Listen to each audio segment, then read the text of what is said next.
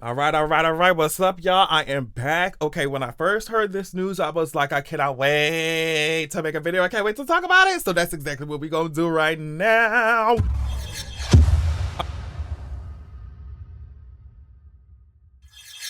All right, y'all. So at first, I saw this news coming from I think Avatar News Twitter, and their site. But I have comicbook.com in front of me right now, so we're gonna get into it. First, we're gonna read what's been going on. It's not too crazy long. We're just gonna read what the reports are saying, and then we can talk about like potential plot, like where the characters were when we last saw them. Like, girl, you said I was, you said I was, listen. Okay, so let's get into it first. So it says Avatar: The Last Airbender. First details for new movies reportedly revealed. Avatar: The Last Airbender is currently working on a huge comeback with 3 new animated movie projects now in production. And the first details about what we might expect to see have been detailed in a new report.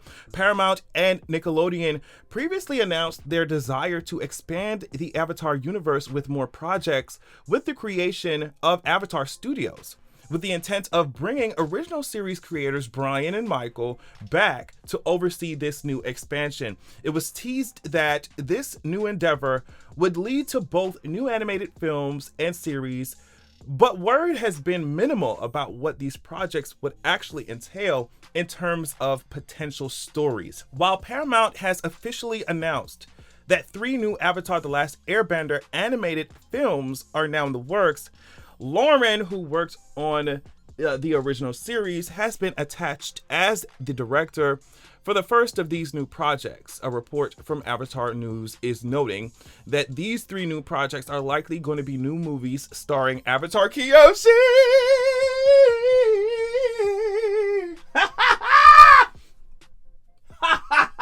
Hide your fucking face, bitch. Avatar Kyoshi's coming. Are you serious? Avatar Kyoshi, one focused on Zuko, and one set in the Legend of Korra era of the series, but none of these details have yet to be confirmed, so take this with a pinch of salt. According to the report from Avatar News, the first of these new animated projects could be a prequel following Avatar Kyoshi in the time before the original series. This would make a lot of sense considering Kyoshi's increased popularity in the years since the original series. The second film could be focused on Prince Zuko, but does not tease what period of Zuko's life it could focus on. And the third will be taking on characters from the later period seen in The Legend of Korra. The report does not detail any of the potential projects, but simply notes that there are likely snapshots of the Avatar Studios' current plans. So basically, I guess we're just getting like overall generalized plans of the future and not any details, but still this is good enough to stand out about, like it's good enough to get your life. Okay, so fans should approach this news with a healthy amount of caution, as these likely seem like cool ideas but are not set in stone until Paramount confirms it for themselves. Given the highly secretive nature of Avatar Studios so far, it'll be a while before we see more of their first new movie, let alone what could be coming after. Okay, I think I'm gonna stop right here. That was a lot of reading, but I wanted to listen. We always gonna do it like that. We could get the facts straight and then we can talk about it. So we gonna talk about it. First, I want to talk about Kyoshi. Then I guess I will talk about Korra. And then I'm going to talk about Zuko. Okay, so we're just going to go in the order. So they're saying that, first of all, Kyoshi might come out in 2024. And the way that this shit is going, and it's giving animated, it's not live action. So the way that it's going, I really feel like it's going to be mid to late 2024. Like that's what especially if they just starting out with the plans. I just feel like it's going to be mid to late 2024. Now, listen. I'm not someone that really keeps up with a lot of the comics and stuff outside. You know what I mean? Like the Avatar, The Last Airbender comics. But I did, I looked some stuff up, did a little bit of research to make sure I have a general idea of what happens but it's just like, as far as the specifics, I wanted to make sure I got some of that shit right. Now, Kyoshi is a bad bitch. We already know that. We already know Kyoshi's a bad bitch. We already know Kyoshi was very intense. She was not playing around with you, girl. She was just like, yeah, okay, you don't like to kill off your enemies, but that's something that you do. What I do is something a little different, okay? Kyoshi is that girl. So now I feel like they okay, so let's talk about like some history of like Kyoshi. So this is from Looper. I just wanted to make sure I got it correct. Unlike Aang or Korra, who were taught bending from the time they were children, Kyoshi had a very unique upbringing that prevented her from beginning her training until she was a teenager. She was a child of two bandits. She spent her earliest years traveling until she was abandoned in a poor fishing village. She lived alone on the streets until Kelsang, an air nomad looking for the next avatar, found and began to care for her. Though she took the avatar test, she never completed it and worked as a servant at the Avatar Mansion until she was 16. She began her avatar training at 16 years old. What else? Okay, and then she was obviously the Kyoshi warriors. Kyoshi had already made a name for herself as a figure of social and political change. And open bisexual, Kyoshi fought hard, often to no avail, for the sexual and gender equality of all people. In the Avatar comic Shells, when Kyoshi learned that the men of her home village often abused women in the town marketplace, Kyoshi trained these women to defend themselves. This led to the creation of the Kyoshi warriors, a fighting force that persisted for centuries after her death. And also, Kyoshi lived to be 230 years old. And she died of old age. So it's like, you talking about a life that full and that iconic. We didn't even talk about what she did to create Kyoshi Island. It's just like that full and that iconic of a life. You have so much to pick from when it comes to like plot for the story, like plot for the movie. I would love to see the creation of the Kyoshi warriors. I think that would be, and she's an open bisexual. Like, she's one of the girls. Homophobes gonna be mad. They gonna be mad. She's one of the girls. Yeah, she's a part of the Alphabet Mafia, bitch. Yeah, you gonna have to be mad about it. So yeah, I just think that so many, I mean, from the time that she was, you talking about getting abandoned in a fucking fishing village, bitch? You bitches left me on a pier?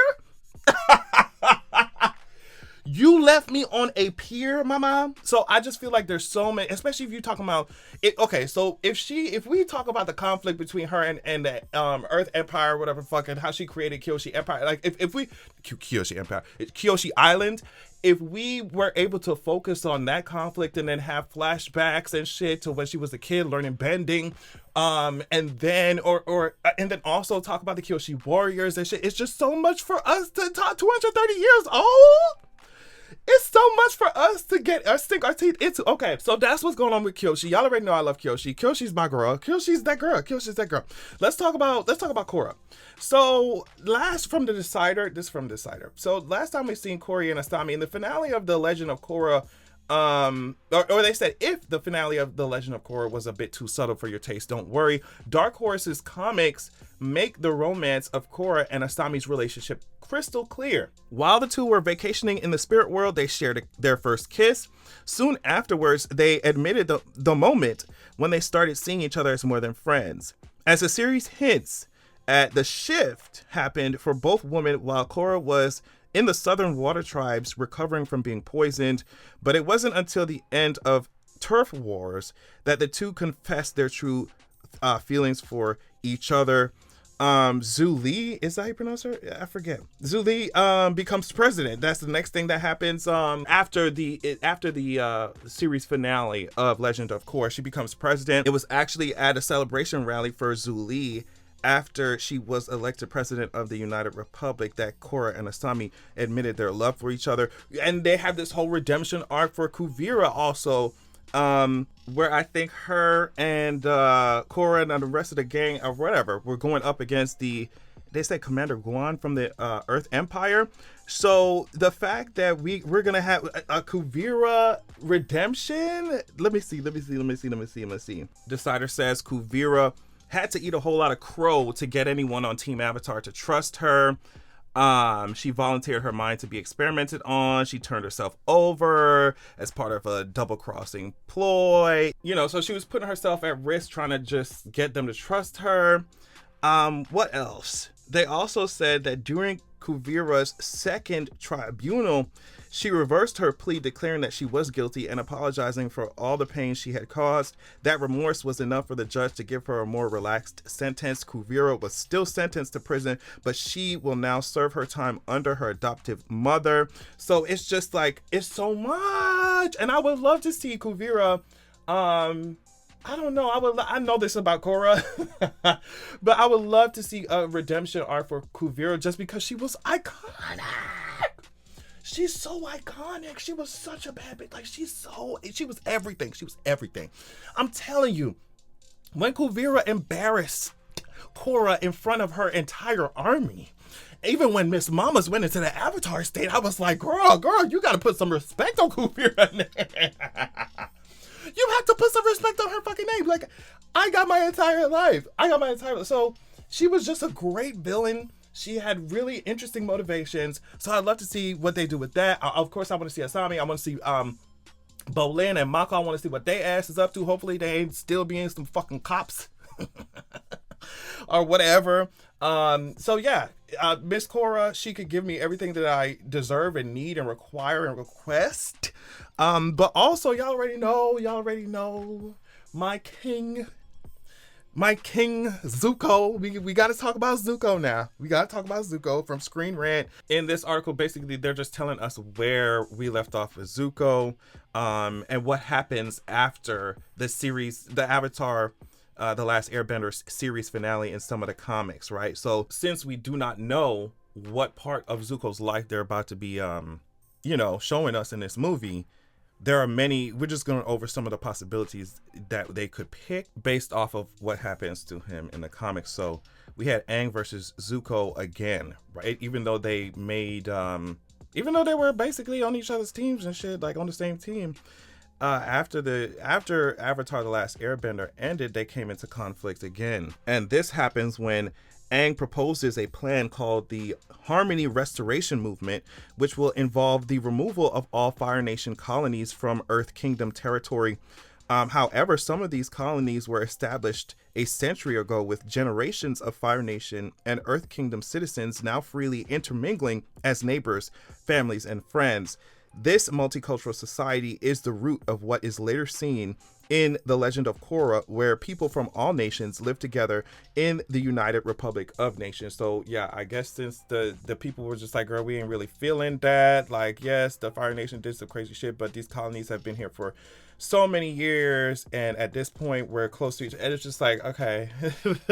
Aang was just like, okay, but girl, they literally came in and oppressed your shit. And Zuko was just like, girl, I don't know about this one. And they had apparently made a promise to each other, or at least Zuko was just like, if you see me going off the deep end again, just kill me. Like, I don't want to bring more pain like I used to. I think that was the name of the comic that it came from, The Promise, right? There's another story that happens after the events of Avatar The Last Airbender, where Zuko is searching for his mom. And I think this comes from the Avatar The Last Airbender comic trilogy, The Search. And he tries to enlist Azula's help to find their mother, Ursa. But speaking of Azula, she goes crazy, but that's not surprising at all. When Azula returns, her and her followers are basically stealing children and trying to force Zuko into taking harsh police action. When Zuko finally confronts Azula, she appears to have regained her sanity and tells him that her new ambition is to mold him into the Fire Lord he should be: cruel, totalitarian, and ruthless. Zuko realizes that he has gone too far, and after driving Azula away and rescuing the children, he apologizes publicly to his citizens for failing them and pledges to do a better job in the future. And also, so that's one thing I think would be cool, like Zuko versus Azula yet again. Azula, that Agni fucking like, oh my god, it was so beautiful. It was so beautiful. It was so great. It was so to see something else like that, or maybe even something more impressive, because it's, as time goes on, hopefully your bending skills get even better, right? So and also they could pick up on Zuko's later life. Zuko had a daughter, Izumi, who succeeded him to the throne of Fire Lord. Through Izumi, he also had a granddaughter and a grandson, Iroh, who became general of the Fire Nation army. In The Legend of Korra, the young General Iroh is actually voiced by Dante Bosco, who also voiced Zuko in Avatar: The Last Airbender. So of course I'm sure they're gonna figure that out. But it's just okay. So basically, what I'm trying to say with this entire video and bringing up these characters and their stories based off of the last time we've seen them is like there's so much that they can pull from, and the fact that the original creators, you know, Avatar Studios and shit like that, like the fact that they're gonna be the original creators, it's like I can't wait. I can't wait. They're gonna do amazing. It's gonna do amazing. I'm not gonna lie. I don't know which one I'm most excited for. Well, yes, I do. I'm excited for Kyoshi. I'm not gonna lie. Like, it's Kyoshi then Zuko. Because, like, wow. Like, her shadow has been so huge on the show, on the shows. And she has never even had her own, like, legit full storyline. And she still made that much of an impact on not only the history, but in general, her character made such an impact on the show. So I'm on the shows. So I want to know where they're gonna take it. I want to see her whole life. I don't care if that movie's fucking 4 hours long, bitch. I'm gonna see it. I'm gonna see it. So yeah, let me know what y'all think in the comments. Like I said, I'm really excited for this. And I'm even more excited for this than the Netflix stuff because they don't have the original creators on there, you know. But I still am curious to see what the Netflix live action is gonna be giving. But these animated movies are going to give me my puss. They're going to give me what I need. So yeah, let me know what y'all think. And I will catch you all later.